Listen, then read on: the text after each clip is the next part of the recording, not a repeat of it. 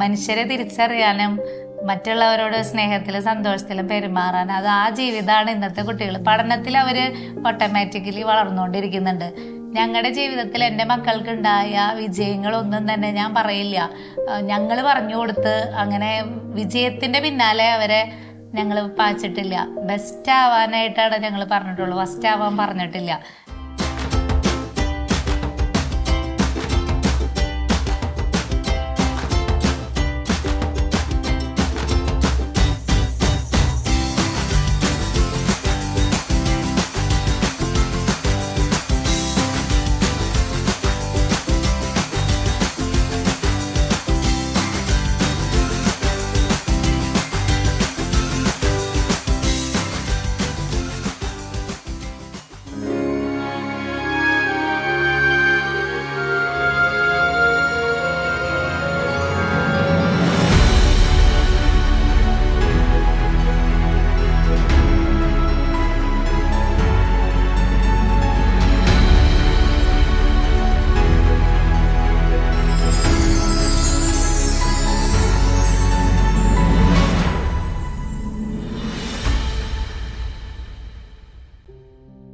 ഞാൻ ജോബി വർഗീസ്, എൻ്റെ ജീവിത പങ്കാളി ബിൻഷ. ഞാൻ 5 മക്കളാണ് ഞങ്ങൾക്കുള്ളത്. അമ്മയുണ്ട് എൻ്റെ കുടുംബത്തിൽ. ഞാൻ പോലീസ് ഡിപ്പാർട്ട്മെൻറ്റിൽ സൈബർ വിഭാഗത്തിൽ തൃശ്ശൂർ വർക്ക് ചെയ്യുന്നു. ബിൻഷ അധ്യാപികയാണ്. ഇരിഞ്ഞാലക്കുട ലിറ്റിൽ ഫ്ലവർ സ്കൂളിൽ വർക്ക് ചെയ്യുന്നു. ഹൈസ്കൂൾ അധ്യാപികയായിട്ട് വർക്ക് ചെയ്യുന്നു. മൂത്തവള് ജസ്ലറ്റ് ജോബി, അവള് +1 പഠിക്കുകയാണ്. അവള് ഒരു അമ്മത്വത്തിൻ്റെ ഒരു ഭാവം എന്നൊക്കെ പറയാം. എന്നേലും നന്നായിട്ട് കുഞ്ഞു അനിയന്മാരെയും കൈകാര്യം ചെയ്യാനായിട്ട് കഴിവുണ്ട്. ഒപ്പം നല്ല ഹാർഡ് വർക്കിംഗ് ആണ്. അവളുടെ പഠന മേഖലയെ കുറിച്ചോ അല്ലെങ്കിൽ അവളുടെ ആക്ടിവിറ്റീസിനെ കുറിച്ചോ എനിക്ക് വലിയ ടെൻഷൻസ് ഇല്ല. അതുകൊണ്ട് തന്നെ താഴെയുള്ളവരെ നോക്കാനായിട്ട് വലിയ ബുദ്ധിമുട്ടില്ല. രണ്ടാമത്തെ മകളെന്ന് പറയാൻ ഞങ്ങൾ പറയും IPS അതിലേക്കൊക്കെ എടുക്കാൻ കാരണം ഒരു പോലീസ്, എനിക്ക് തോന്നുന്നു ഇതിലായിരിക്കും പോലീസ് ആ ഒരു ചിന്താഗതി ഇതുപോലെയാണ്. അവളുടെ കാര്യങ്ങളൊക്കെ അവൾക്കൊരു കൃത്യമായ തീരുമാനങ്ങളുണ്ട്. യെസ് ഓർ നോക്ക് കൃത്യതയുണ്ട്. അതായത് വളരെ വ്യക്തമായിട്ട് അവൾക്ക് തീരുമാനങ്ങൾ പറയാൻ പറ്റും. ചിന്തകളായാലും പിന്നെ പെട്ടെന്ന് ഒരു കാര്യം ഗ്രാസ്പ് ചെയ്യും, ഫാസ്റ്റായിട്ട് ചെയ്യാനുള്ള ഒരു ഇതാണ് രണ്ടാമത്തെ കുഞ്ഞിനുള്ളത്. മൂന്നാമത്തത് മോന്, അവൻ അതിൻ്റെ ആക്ടിവിറ്റികളിലൊക്കെ അവന് വേഗത്തിൽ കാര്യങ്ങൾ ചെയ്ത് തീർക്കണം. അങ്ങനെ ഒരുപാട് നേരം ഇങ്ങനെ ഒരു കാര്യത്തിൽ മാത്രം കോൺസെൻട്രേറ്റ് ചെയ്ത് അങ്ങനെ ഒറ്റ കാര്യങ്ങളിൽ ഇതല്ല, അവന് ഇത്തിരി സ്പീഡ് കൂടുതലുള്ള പോലെ തോന്നിയിട്ടുണ്ട്. ലവിങ് ആണ് അവൻ. അങ്ങനെ അനിയത്തിമാരുടെ കാര്യത്തിലായാലും അപ്പയുടെ അമ്മയോടെ ആയാലും ഭയങ്കര ലവിങ് ആണ്. നാലാമത്തവൾക്ക് ഈ അങ്ങനത്തെ കാര്യങ്ങളോടാണ് ഇത്. വളരെ കാമാണ്, പക്ഷെ എല്ലാ കാര്യങ്ങളും വ്യക്തമായിട്ട് ആള് ശ്രദ്ധിക്കും. അങ്ങനെ കാര്യങ്ങളൊക്കെ വ്യക്തത. ഇപ്പൊ എല്ലാവരും പറയുമ്പോ അവളെ കാണുമ്പോ പറയും അത് വളരെ പാവാന്ന് തോന്നണേ, ഇങ്ങനെ ഇതാണത്. പക്ഷെ അതിനേക്കാൾ ഉപരി അവള് ഒക്കെ ലിസൺ ചെയ്തിട്ട് ചെയ്യുന്നത്. പിന്നെ ഇത്രയും കൂടിയും ഷാർപ്പായിട്ട് ചിന്തിക്കുകയും പിന്നെ ഇത്തിരി നീറ്റായിട്ട് കാര്യങ്ങൾ. അതുകൊണ്ട് തന്നെ അവൾക്ക് പടം വരയിലൊക്കെ ആയിട്ട് കളറിങ്ങിലും ഇതൊക്കെ ആയിട്ട് സമ്മാനം കിട്ടാറുണ്ട്. അഞ്ചാമത്തെ ആള് ജസീക്ക ഒരു സമയം ഇങ്ങനെ അടങ്ങി ഒതുങ്ങി ഇങ്ങനെ ഇരിക്കൊന്നുമില്ല. പക്ഷെ ഒരു ഗുണമുള്ളത് അവിടുന്ന് പഠിപ്പിക്കുന്ന കാര്യങ്ങളൊക്കെ കൃത്യമായിട്ട് പഠിച്ച് അതൊക്കെ ആളുടെ ചെയ്തോളും. പിന്നെ എല്ലാവരുമായിട്ട് ഭയങ്കര ഫ്രണ്ട്ലിയാ. പെട്ടെന്ന് അവളെ എല്ലാവർക്കും ഇഷ്ടപ്പെടും. ആദ്യത്തെ കുഞ്ഞിന് ശേഷമാണ് കൂടുതൽ മക്കള് എന്നുള്ള ചിന്ത വന്നത്. കാരണം രണ്ടാമത്തെ കുഞ്ഞുണ്ടാവാനായിട്ട് ഒരുപാട് വൈകി. അപ്പോഴാണ് മക്കളെ കൂടുതൽ വേണമെന്നുള്ളൊരു ചിന്തയിലേക്ക് നമ്മൾ വൈകിയപ്പോഴാണ് അതിൻ്റെ ഒരു ബുദ്ധിമുട്ട് നമുക്ക് മനസ്സിലായിരുന്നത്. എത്ര പ്രാർത്ഥിച്ചിട്ട് നോക്കുമ്പോൾ മക്കളെ കിട്ടിയിരുന്നില്ല. അപ്പോൾ അതിൻ്റെ ഒരു വിഷമം പിന്നീട് കുറച്ച് നാൾ കഴിഞ്ഞപ്പോൾ മക്കളെ കിട്ടിയപ്പോൾ വളരെ സന്തോഷമായിരുന്നു. ദൈവത്തിൻ്റെ ദാനമാണ്, സമ്മാനമാണ് മക്കള്. ഉദരഫലം ഒരു അനുഗ്രഹീതം. ആ ഒരു ബോധ്യം ഞങ്ങൾക്ക് ഇപ്പം ആദ്യത്തെ കുഞ്ഞുണ്ടായതിന് ശേഷമാണ് വന്നത്. അത് അങ്ങനെ ചിന്ത വരാനായിട്ട് കാരണം ആദ്യത്തെ കുഞ്ഞുണ്ടായി എനിക്ക് ഫസ്റ്റത്തെ സിസേറിയനായിരുന്നു. രണ്ടാമത്തെ കുഞ്ഞ് ഉണ്ടാകാൻ വേണ്ടി ഞങ്ങൾ ആഗ്രഹിച്ച സമയത്ത് ഈശോയിൽ നിന്ന് ഞങ്ങൾക്ക് കിട്ടാതെ വന്നു. അപ്പോഴാണ് ഇത് യഥാർത്ഥത്തിൽ ദൈവത്തിൻ്റെ ദാനം തന്നെയാണെന്നുള്ള ബോധ്യം ഞങ്ങൾക്ക് ഉണ്ടായത്. എൻ്റെ റൈറ്റ് ഓവറിൽ സിസ്റ്റ് വന്ന് റൈറ്റ് ഓവർ റിമൂവ് ചെയ്യേണ്ടതായിട്ട് വന്നു. അപ്പോൾ ഇനി ഒരു കുഞ്ഞ് എന്നുള്ളത് ഞങ്ങൾക്ക് സ്വപ്നം മാത്രമായി മാറോ എന്നിരിക്കുമ്പോഴാണ് 6 വർഷങ്ങൾക്ക് ശേഷം രണ്ടാമത്തെ കുഞ്ഞ് ജനിക്കുന്നത്. അപ്പോഴേ ഈശോയുടെ സമ്മാനം സ്വീകരിക്കാൻ ഞങ്ങൾ മാനസികമായിട്ട് ദൈവം ഒരുപാട് ഞങ്ങളെ ഒരുക്കി. ഞങ്ങൾ ഓരോ മൂവ്മെൻറ്റുകളിലും മിനിസ്ട്രികളിലൊക്കെ പങ്കെടുക്കാൻ തുടങ്ങി. ഈശോയോട് കൂടുതൽ അടുത്ത ഒരു കാലഘട്ടമായിരുന്നു അത്. ഓരോ കുഞ്ഞും ഞങ്ങൾക്ക് സമൃദ്ധിയായിട്ട് ഒരു അനുഗ്രഹമായിരുന്നു. ഓരോ കുഞ്ഞും പറയില്ലേ, ഈശോയുടെ പ്രത്യേക സമ്മാനം എന്നുള്ള ബോധ്യം ഞങ്ങൾക്ക് ഉണ്ടായി. അതോടൊപ്പം തന്നെ ഞങ്ങളുടെ ജീവിതത്തെ കൂടുതൽ ശക്തിപ്പെടുത്താനായിട്ട് അതുകൊണ്ട് ഈശോ ഞങ്ങൾക്ക് വഴി തെളിയിച്ചിട്ടുണ്ട്.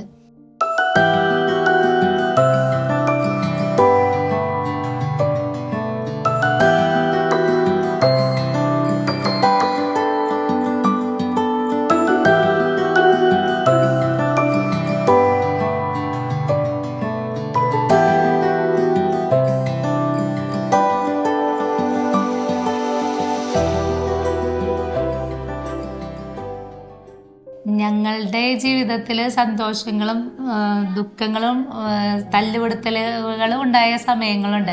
പക്ഷേ ഞങ്ങളുടെ ഒരു ജീവിതത്തിൻ്റെ പ്രത്യേകത എന്ന് പറഞ്ഞു കഴിഞ്ഞാൽ വഴക്കുകൾ ഉണ്ടാകുമെങ്കിൽ അതിന് സമയക്കുറവുകൾ ഞങ്ങൾ കൊടുക്കാറുള്ളൂ. അത് കണ്ട് മക്കൾ വളരുന്നു എന്നതുകൊണ്ട് തന്നെ അവരിലും പ്രശ്നങ്ങൾ ഉണ്ടാകുമ്പോൾ അത് പരിഹരിക്കാനുള്ള സമയക്കുറവുകൾ പെട്ടെന്ന് അവർ കൂട്ടുകൂടുന്നത് കാണുന്നുണ്ട്. അപ്പോൾ അതാണ് എനിക്ക് പ്രത്യേകത തോന്നിയത്. ഞങ്ങൾ രണ്ടുപേരും ഒരു ദിവസം വഴക്കിട്ട ഒരു സമയം ഉണ്ടായിട്ടില്ല. അതായത് വഴക്കിട്ടാൽ അത് 1-2 മണിക്കൂറിനുള്ളിൽ അത് പരിഹരിക്കുന്നു. അത് കണ്ടുകൊണ്ട് ഞങ്ങളുടെ മക്കൾ വളർന്നുകൊണ്ട് അവർ പഠിക്കുന്ന മേഖലകളിലായാലും അധ്യാപകരുടെ ഇടയിലായാലും ആ കുട്ടികളിൽ ഒരു പ്രത്യേകത കാണുന്നു എന്ന് ഞങ്ങളോട് പറയുന്നതായിട്ട് ശ്രദ്ധിച്ചിട്ടുണ്ട്. അപ്പം അത് എനിക്ക് തോന്നുന്നു ഇത് ഒരുമിച്ച് അവർ കണ്ട് വളർന്നുകൊണ്ടായിരിക്കും. എനിക്ക് തോന്നുന്നു സന്തോഷം മാത്രമല്ല കുട്ടികൾ കാണുന്നത്, ഞങ്ങളുടെ തല്ലുപിടുത്തലുകളും ഒപ്പം ഞങ്ങൾ പരസ്പരം അങ്ങോട്ടും ഇങ്ങോട്ടും സ്നേഹിക്കുന്നതും അവർ കാണുന്നുണ്ട്. അപ്പം അതുകൊണ്ട് തന്നെ അവർക്ക് അതിൻ്റെ ഒരു വ്യത്യസ്തതകൾ മനസ്സിലാക്കാൻ സാധിക്കുന്നുണ്ട്. അത് അവർക്കൊരു വളർച്ചയുടെ ഒരു ഭാഗം തന്നെയാണ്. അതെ, അവർ തമ്മിൽ പലപ്പോഴും വഴക്കുണ്ട്. കാരണം വെച്ചിട്ടുണ്ടെങ്കിൽ തല്ലുകൂടും, കുട്ടികളാണല്ലോ. പക്ഷെ തല്ലുകൂടിയാലും അല്പസമയമാണ് അവരുടെ ആ വഴക്ക് നിൽക്കുള്ളൂ. അത് കഴിഞ്ഞ് വീണ്ടും അവർ ഭയങ്കര സ്നേഹത്തിലേക്ക് അവർ വരുന്നൊരു അവസ്ഥ കാണുന്നുണ്ട്. അതുപോലെ തന്നെ അവർ ഷെയറിങ്, അതാണ് നമ്മളെ ഏറ്റവും ആകർഷിക്കുന്നൊരു കാര്യം. കാരണം വെച്ചിട്ടുണ്ടെങ്കിൽ അവർ ഇത്രയും മക്കളുള്ളതുകൊണ്ടായിരിക്കണം അവർ എന്തൊരു സാധനം കിട്ടിയാലും അങ്ങോട്ടും ഇങ്ങോട്ടും ഷെയർ ചെയ്യുന്ന ഒരു മെൻറ്റാലിറ്റി ഉണ്ട്. അപ്പം നമ്മളത് ഏറെ ആഗ്രഹിക്കുന്നുണ്ട്. കാരണം ഈ ഒരു കാലഘട്ടങ്ങളിൽ ഇല്ലാതെ പോകുന്നൊരു കാര്യമാണ് എനിക്ക് എന്തുണ്ടെങ്കിലും അത് ഞാൻ തന്നെ അനുഭവിക്കുക എന്നുള്ള ഒരു സമ്പാദ്യം. അത് ഒരുപക്ഷെ സമ്പാദ്യമാവാം, വിദ്യാഭ്യാസമായിരിക്കാം, അല്ലെങ്കിൽ പദവിയായിരിക്കാം. പക്ഷെ അത് നമ്മൾ ഷെയർ ചെയ്ത് കൊടുക്കുമ്പോഴാണ്, മറ്റുള്ളവർക്ക് അത് കിട്ടുമ്പോഴാണ് അവിടെ അപ്പോൾ അതാണ് ഞാൻ എൻ്റെ മക്കളിലേക്കും അത് കൊടുക്കാൻ ആഗ്രഹിക്കുന്നത്. ഈ ഷെയറിങ് പറഞ്ഞപ്പോഴേ, മൂത്ത മകള് അടുത്തിടെ എൻ്റെ രണ്ടാമത്തെ മകൾക്ക് ഗിന്നസ് റെക്കോർഡ് കിട്ടിയിരുന്നു. അത് എൻ്റെ മൂത്ത മകളാണ് ഗിന്നസിന് വേണ്ടി അവൾക്ക് വേണമെന്ന് കരുതി അവൾ ചെയ്തു തുടങ്ങിയതാണ്. പിന്നീടാണ് അവൾക്ക് തോന്നിയത് അനിയത്തിക്ക് വേണ്ടി ചെയ്തു കൊടുത്താലോ എന്ന്. അതെനിക്ക് തോന്നുന്നു ഇന്നത്തെ തലമുറ കണ്ട് വളരേണ്ട ഒരു പ്രത്യേകതയായിട്ട് തോന്നി. അതെനിക്ക് തോന്നുന്നു മക്കൾ കൂടുതലുള്ളത് കൊണ്ട് തന്നെയായിരിക്കും. അപ്പോൾ അവൾക്ക് വേണ്ടി എല്ലാ കാര്യങ്ങളും ചെയ്തു കൊടുത്ത് അവളെ അതിന് മോട്ടിവേറ്റ് ചെയ്തതൊക്കെ മൂത്ത മകളാണ്. ഇത് കണ്ടപ്പോൾ ഇവിടെ അടുത്തത് മറ്റുള്ളവർക്കും കൂടി കൊടുക്കണം. എൻ്റെ വേണ്ടാന്ന് വെച്ചാലും എനിക്ക് കിട്ടിയില്ലെങ്കിൽ കുഴപ്പമില്ല, എൻ്റെ അനിയത്തി വളരട്ടെ എന്നുള്ളൊരു ചിന്ത അവിടെ കണ്ടു. അതെനിക്ക് തോന്നുന്നു ഞങ്ങളെ ഒരുപാട് ഞങ്ങളുടെ ജീവിതത്തെ വളർത്താനായിട്ട് സാധിക്കുന്നുണ്ട്. കാരണം എനിക്ക് തോന്നുന്നു ഞാൻ ചെറുതിലെ ഇത്രയും ഷെയറിംഗ് ഒന്നും അത്രയും അങ്ങോട്ട് ഇവരുടെ പോലെ പഠിച്ചിട്ടുണ്ടായിരുന്നില്ല. പക്ഷെ ഇവര് എല്ലാ കാര്യങ്ങളും ഒരു സ്വാർത്ഥത കൂടാതെ ചെയ്യുന്നതായിട്ട് കണ്ടു. ഈ കാലഘട്ടങ്ങളിൽ സോഷ്യൽ മീഡിയ നമുക്ക് വളരെ ഉപകാരപ്രദമായ ഒരു കാര്യമാണ്. പക്ഷെ അത് നമ്മൾ വേണ്ട എന്ന് പറയുന്നതിൽ അർത്ഥമില്ല. കാരണം മക്കൾക്ക് അത് അത്യാവശ്യമാണ്. കാരണം ഈ കാലഘട്ടം അങ്ങനെയാണ്. അപ്പോൾ നമ്മളതിനോട് നോ പറയല്ല വേണ്ടത്, അതെങ്ങനെ ഉപയോഗിക്കാൻ പഠിപ്പിക്കുന്നു എന്നുള്ളതാണ് നമ്മുടെ മെയിൻ കാര്യം. അപ്പോൾ ഇപ്പോൾ ഉദാഹരണത്തിന് എൻ്റെ മൂത്ത മകൾ, അവൾ മൊബൈലൊക്കെ യൂസ് ചെയ്യുന്നുണ്ടെങ്കിൽ അവർക്ക് സ്വന്തമായിട്ട് കൊടുത്തിട്ടില്ല, ഒരു മൊബൈൽ വീട്ടിലുണ്ട്, അതവളോട് ഉപയോഗിക്കുന്നുണ്ട്. പക്ഷേ ആ മൊബൈലിൽ കൂടെ അവർ ഉപയോഗിക്കുന്നത് അവരുടെ വളർച്ചയ്ക്ക് വേണ്ടിയിട്ടുള്ള കാര്യങ്ങളാണെങ്കിൽ, അവരുടെ പഠിക്കാനുള്ള ആവശ്യത്തിന് വേണ്ടിയുള്ള കാര്യങ്ങൾ അല്ലെങ്കിൽ അങ്ങനെയുള്ള കാര്യങ്ങളാണ് ചെയ്യുന്നതിന് കുഴപ്പമില്ല.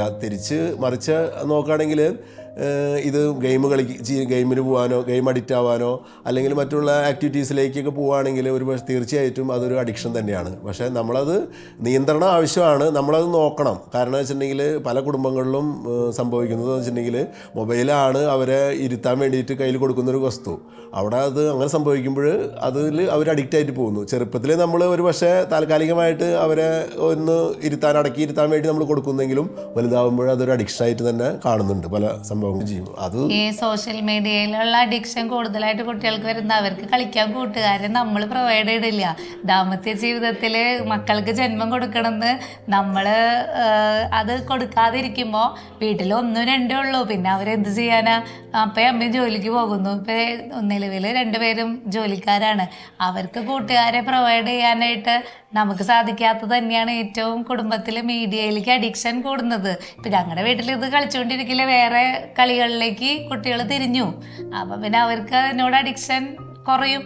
ഓട്ടോമാറ്റിക്കലി ഞങ്ങളുടെ കൺട്രോളിലല്ലാതെ തന്നെ കുറയുന്നുണ്ട്. അവർക്ക് ഒരു പക്ഷേ ഈ മൊബൈലിനേക്കാളും ഇഷ്ടം നമ്മുടെ കൂടെ കളിക്കാനാണ്. പാരൻസ് എന്ന നിലയിൽ നമ്മളോട് പലപ്പോഴും പല ഗെയിംസ് വിളിക്കും, നമ്മുടെ കൂടെ കാർഡ്സ് കളിക്കാൻ വിളിക്കും, അതുപോലെ തന്നെ എന്തെങ്കിലും ക്യാരംസ് കളിക്കാനായിട്ടൊക്കെ. അപ്പോൾ അത് അവരേറ്റവും ആഗ്രഹിക്കുന്നത് പാരൻസിൻ്റെ കൂടെ ആവാനും പാരൻസ് അവരോട് കളിക്കാനാണ്. അതിന് മൊബൈൽ വേണ്ട അവർക്ക് കളിക്കാൻ. അങ്ങനെയുള്ള സന്ദർഭങ്ങൾ അവർക്ക് മൊബൈൽ ആവശ്യമില്ല. അവർക്ക് നമ്മുടെ പ്രസൻസും നമ്മുടെ കൂടെ നമ്മൾ അവരുടെ കൂടെ ആയിരിക്കുക എന്നുള്ളതാണ് ഏറ്റവും ആഗ്രഹിക്കുന്നത്. അവരിലൊരാളായിട്ട് നമ്മൾക്ക് ആവാന്നുള്ളതാണ് ഏറ്റവും വലിയ കാര്യം. അതിപ്പോൾ നമ്മൾ മൂത്ത ആൾ +1 ആണെങ്കിൽ ഏറ്റവും താഴെ UKG ആണ്.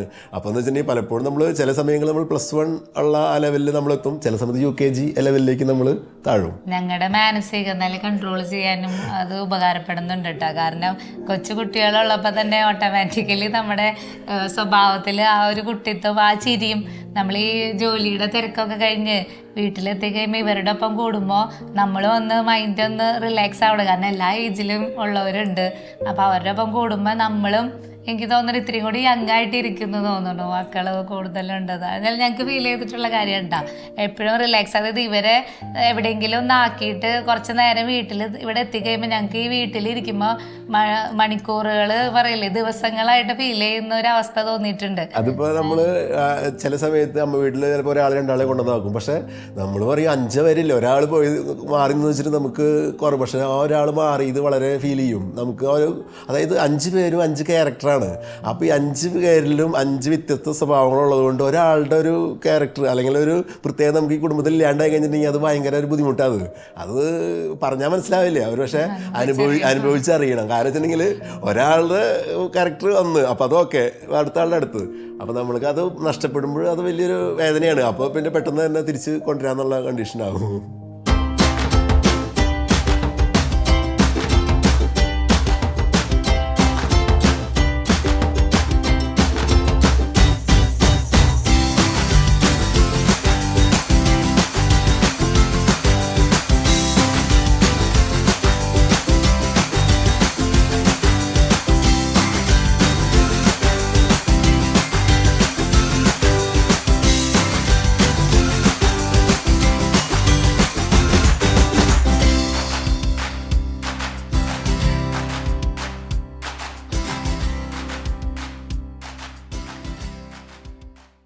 ഓരോ മക്കൾക്ക് ജന്മം കൊടുക്കുമ്പോഴും നമ്മൾ അഭിവൃദ്ധി പ്രാപിച്ചിട്ടുള്ളൂ. ഞങ്ങളെ സംബന്ധിച്ചിടത്തോളം ഞങ്ങൾക്ക് തീർത്തും പറയാം. കാരണം വെച്ചിട്ടുണ്ടെങ്കിൽ ഞങ്ങളുടെ സ്ഥലം മേടിക്കുന്നതും വീട് പണിയുന്നതും അങ്ങനെ ഓരോരോ ഘട്ടങ്ങൾ നോക്കിക്കഴിഞ്ഞിട്ടുണ്ടെങ്കിൽ ഓരോ മക്കളുടെ കാലഘട്ടങ്ങൾ ഒരു ജന്മം നൽകിയതിന് ശേഷം ഞങ്ങൾ വളരെ വളരെ പുരോഗതിയിലേക്ക് വരുന്നത് കാണാൻ സാധിച്ചിട്ടുണ്ട്. ഇതിലൊരു പ്രത്യേകത, മാനുഷിക ചിന്തയ്ക്ക് അതീതമായി ദൈവത്തിന്റെ പദ്ധതിക്ക് കാതോർക്കാന്ന് പറയില്ലേ. ഓരോ കുഞ്ഞും ഒരു ബ്ലെസ്സിങ് ആയിട്ട് ഞങ്ങളുടെ ജീവിതത്തിൽ ഉണ്ടാകുന്ന ഓരോ ഇതും അതിനെ സമ്പത്ത് കൊണ്ട് നമുക്ക് കമ്പയർ ചെയ്യാൻ പറ്റില്ല.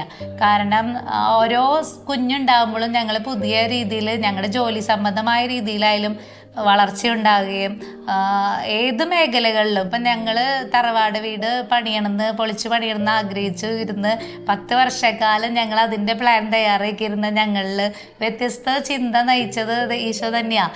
ഓരോ കുഞ്ഞുണ്ടാകുമ്പോഴും വ്യത്യസ്ത തീരുമാനങ്ങൾ, അത് എനിക്ക് തോന്നുന്നു അത് പ്രത്യേക രീതിയിൽ ഞങ്ങളെ വഴി നടത്തുന്നതായിട്ട് തോന്നിയിട്ടുണ്ട്. അപ്പം സമ്പത്ത് മക്കളുടെ കാര്യത്തിൽ ഒട്ടും അതൊരു ഫാക്റ്റ് അതല്ല. സമ്പത്ത് ദൈവം തരുന്നതാണ്, അത് തരും. മക്കളെ ദൈവം തന്നിട്ടുണ്ടെങ്കിൽ അത് സമ്മാനമായിട്ടാണല്ലോ നമുക്ക് കിട്ടിയത്. അപ്പോൾ അവരെ വളർത്തുന്നതിന് വേണ്ടുന്ന സമ്മാനങ്ങൾ ഈശോ ഒരുപാട് നമുക്ക് തരും. അതിനെക്കുറിച്ച് ചിന്തിക്കേണ്ട. ഇപ്പോൾ ഞങ്ങൾക്കൊരു പ്രത്യേകത തോന്നിയത്, ഞങ്ങൾക്ക് 5 മക്കളുണ്ട്. അവരുടെ ഒരു വൈയായികളായാലും ഒരു ദിവസം പോലും നമുക്ക് അവരെ ഹോസ്പിറ്റലൈസ്ഡ് ആക്കേണ്ട ഒരു ഇത് നമുക്ക് വന്നിട്ടില്ല. അപ്പം സമ്പത്തും ഈ മക്കളും തമ്മിൽ നമുക്ക് താരതമ്യം ചെയ്യാൻ പറ്റില്ല. ദൈവം തന്ന ദാനത്തെ സ്വീകരിക്കുക.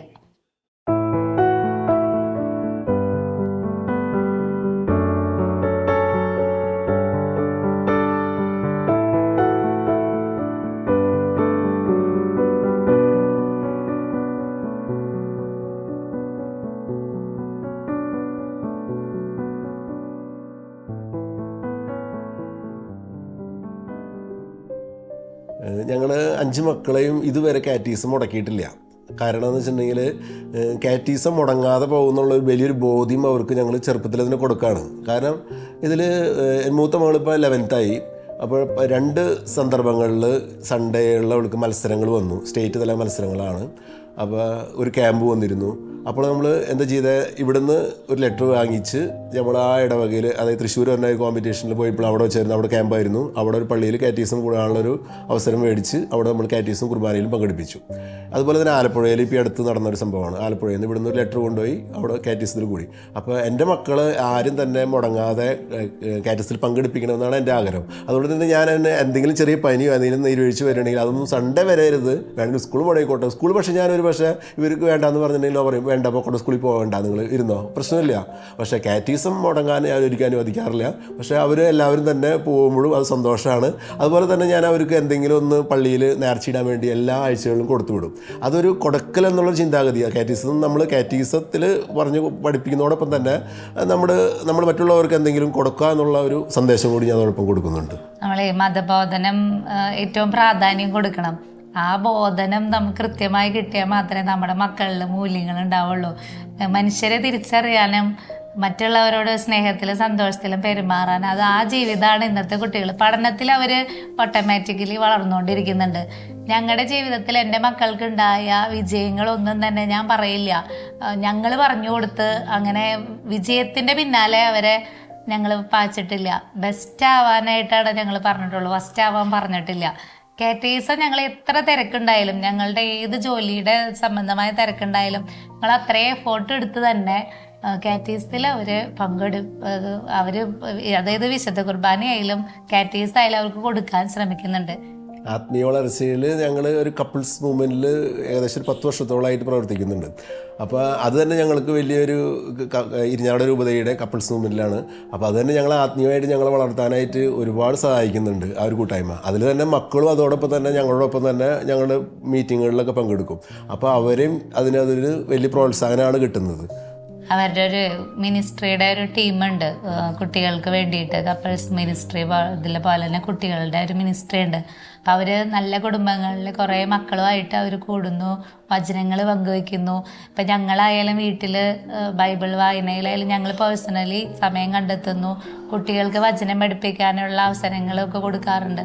അപ്പം അതുകൊണ്ട് തന്നെ അവർ ഓട്ടോമാറ്റിക്കലി ദൈവത്തോട് കൂടുതൽ അടുക്കുന്നതായിട്ട്, അത് നമ്മൾ തല്ലി കൊടുക്കുന്നതിനേക്കാൾ ഞങ്ങൾ ചെയ്യുന്നത് കണ്ടിട്ട് ഞങ്ങളത് പോകും. ഇപ്പോൾ സൺഡേ എന്നുള്ളത് ഞങ്ങൾക്ക് വിശദമായി തന്നെ ഞങ്ങൾ ആചരിക്കുന്ന ഒരു ദിവസമാണ്.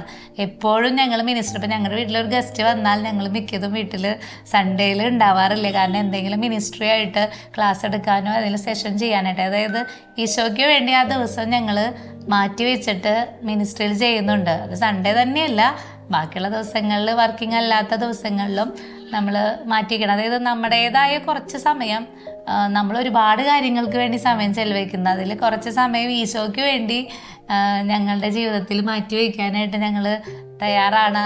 അതുകൊണ്ട് തന്നെ ഞങ്ങൾക്ക് ഒരുപാട് ഞങ്ങളുടെ ലൈഫ് ഇതുപോലെ പുഞ്ചിരിയോടുകൂടി നിൽക്കുന്നത് തന്നെ ഈ ഒരു മിനിസ്ട്രിയിലൊക്കെ പ്രവർത്തിക്കുന്നുണ്ട്. ഒരുപാട് നല്ല ഫാമിലീസുമായിട്ട് ഞങ്ങൾക്ക് കൂട്ടുണ്ട്, നമുക്ക് പ്രാർത്ഥിക്കാനായാലും ഞങ്ങളുടെ ആവശ്യങ്ങൾ പറയാനൊക്കെ ആയിട്ട്. പിന്നെ മക്കളെ ഞങ്ങൾ ഇന്നതാക്കണമെന്നൊരിക്കലും പറയാറില്ല. ഓരോരുത്തർക്കും അവരുടേതായ ഇഷ്ടം തന്നെ തിരഞ്ഞെടുക്കാം. ഇന്ന ആളാവണം അല്ലെങ്കിൽ ഇന്ന ആൾ ഇത് വേണമെന്നില്ല. അപ്പോൾ നമ്മൾ അവരെ നല്ല വ്യക്തിത്വങ്ങളാക്കി വളർത്തുക എന്നുള്ളതാണ് നമ്മളെ ലക്ഷ്യം.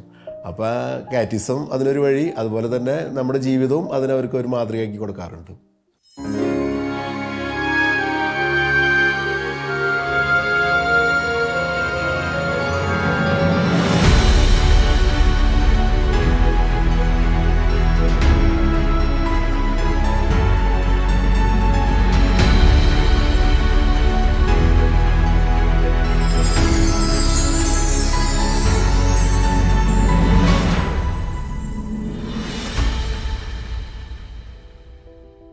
രാവിലത്തെ സമയത്താണ് പോകുന്നത്. അങ്ങനെ ചെന്ന് കാണുന്നു, അന്നൊരു ചുരിദാറായിരുന്നു വേഷം, ഒരു ചെങ്കല്ല് കളറ് ചുരിദാർ വേഷമായിരുന്നു ധരിച്ചിരുന്നത്. ഞാൻ കണ്ടു പോന്നു. അപ്പോൾ എൻ്റെ മനസ്സിലുള്ളൊരു പ്രത്യേകത എന്ന് വെച്ചിട്ടുണ്ടെങ്കിൽ, ദൈവം നിശ്ചയിച്ചിട്ടുണ്ടെങ്കിൽ അതെൻ്റെ ജീവിത പങ്കാളിയായിട്ട് വരും. അതിനപ്പുറത്തൊന്നും ഞാൻ പ്രതീക്ഷിച്ചിട്ടില്ല. അന്ന് ഒരു വാഗണർ വണ്ടിയിലാണ് വന്നത്. അമ്മച്ചി അപ്പച്ചനും ചേട്ടനാണ് കൂടെ ഉണ്ടായിരുന്നത്. ആളൊരു സാധാരണ ഒരു സിമ്പിളായിട്ടൊരു യെല്ലോയിഷ് ഷെയ്ഡുള്ളൊരു ഷർട്ടാണ് ധരിച്ചിരുന്നത്.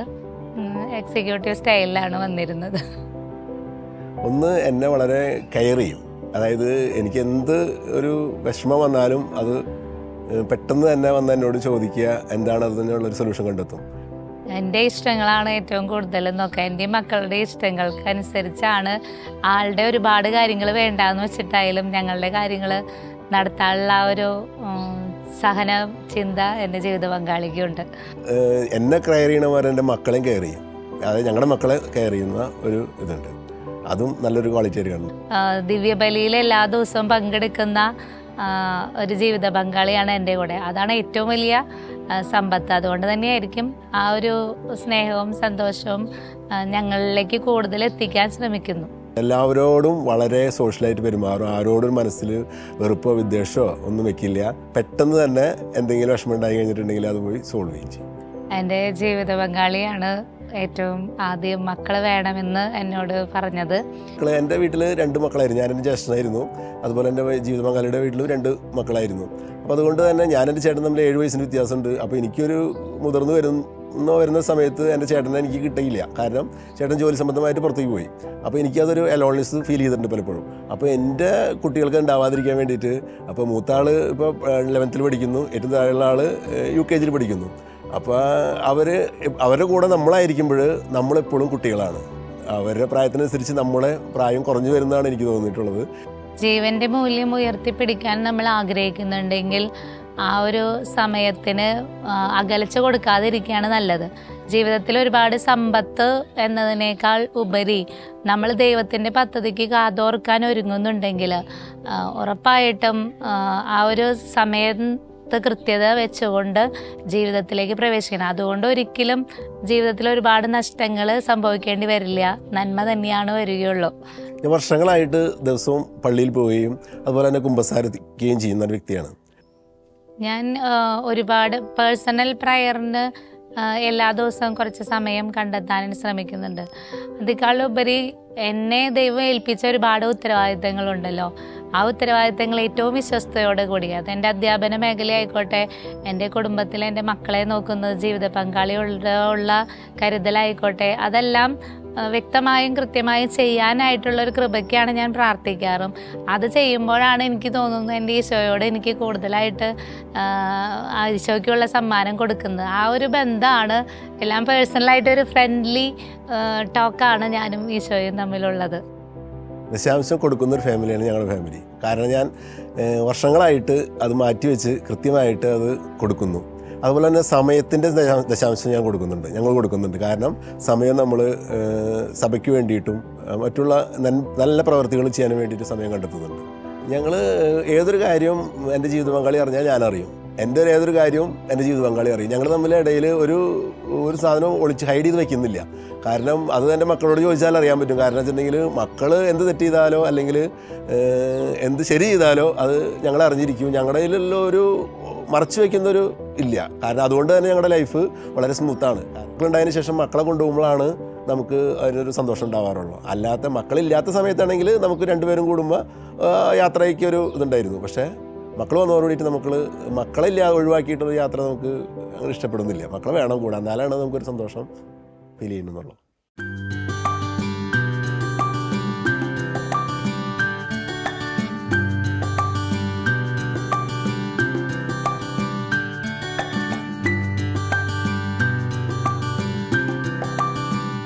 മക്കളെ സ്വീകരിക്കുമ്പോൾ 2 പേർക്കും തുല്യ ഉത്തരവാദിത്തമാണ്. ഞാൻ ഉദരത്തിൽ ഒരു കുഞ്ഞിനെ വഹിക്കുമ്പോൾ എൻ്റെ ജീവിത പങ്കാളി എനിക്ക് സപ്പോർട്ടായിട്ട് വരുന്നു. ഈ കുഞ്ഞ് ഉദരത്തിൽ നിന്ന് പുറത്തേക്ക് വരുമ്പോഴും ആ കിട്ടുന്ന സപ്പോർട്ട്, എൻ്റെ ജീവിത പങ്കാളി ആ കുഞ്ഞുങ്ങളെ വളർത്താൻ കൊടുക്കുന്ന ആ ഒരു സപ്പോർട്ട്, അതാണ് എനിക്ക് 5 മക്കളെ എൻ്റെ ഉദരത്തിൽ സ്വീകരിക്കാനും ഈശോ തന്ന സമ്മാനം സ്വീകരിക്കാനായിട്ട് സാധിച്ചത്. അപ്പം 2 പേരും ഒത്തൊരുമിച്ച് കൈ കോർക്കാൻ തയ്യാറാണെങ്കിൽ നമുക്ക് ജീവിതത്തിൽ ഒരുപാട് മക്കളെന്ന ദാനമായിക്കോട്ടെ, ജീവിതത്തിലെ ഏത് മേഖലകളിലും വളർച്ച പ്രാപിക്കാനായിട്ട് പറ്റും. അപ്പം കുടുംബം നിങ്ങൾ രൂപപ്പെടുത്തിയിട്ടുണ്ടെങ്കിൽ ആ കുടുംബത്തെ വളർത്തണമെങ്കിൽ ഒപ്പത്തിനൊപ്പം 2 പേരും കൈകോർക്കണം. ഒരാൾ താഴെ ഒരാൾ ചെറുത് അങ്ങനെയൊന്നുമില്ല. ഒരാളെ വലുതായി കാണുക ആ ഒരു ചിന്തയേക്കാൾ ഉപരി രണ്ടുപേരും ഒന്നാണ്. ഒരാളുടെ വളർച്ച മറ്റുള്ളവരുടെ രണ്ടുപേരുടെയും സന്തോഷമായിട്ട് കരുതിയാൽ ഉറപ്പായിട്ടും നല്ലൊരു കുടുംബം കെട്ടിപ്പടുക്കാനായിട്ട് സാധിക്കും. ഞാൻ ആ പറഞ്ഞോട് കറക്റ്റായിട്ട് യോജിക്കുന്നു. കാരണം വെച്ചിട്ടുണ്ടെങ്കിൽ ഈ കാലഘട്ടങ്ങളിൽ സമ്പത്ത് വന്ന് അല്ലെങ്കിൽ ജോലി ഒന്ന് സ്റ്റേബിളായിട്ട് മക്കളെ മതി എന്നുള്ള പറയുന്നത് തെറ്റായൊരു ഇതാണ്. കാരണം അതെല്ലാം കഴിഞ്ഞിട്ട് നമുക്ക് മക്കളെ കിട്ടിക്കൊള്ളണമെന്നില്ല. അപ്പോൾ ആ ദൈവം തരുന്ന സമ്മാനത്തിനെ നമ്മൾ അത് സന്തോഷത്തോടെ ആ കൃത്യസമയത്ത് തന്നെ സ്വീകരിക്കുക. ആ കൃത്യസമയത്ത് സ്വീകരിച്ചിട്ടുണ്ടെങ്കിൽ ബാക്കി എല്ലാ കാര്യങ്ങളും ദൈവം കൂട്ടിച്ചേർക്കപ്പെടും.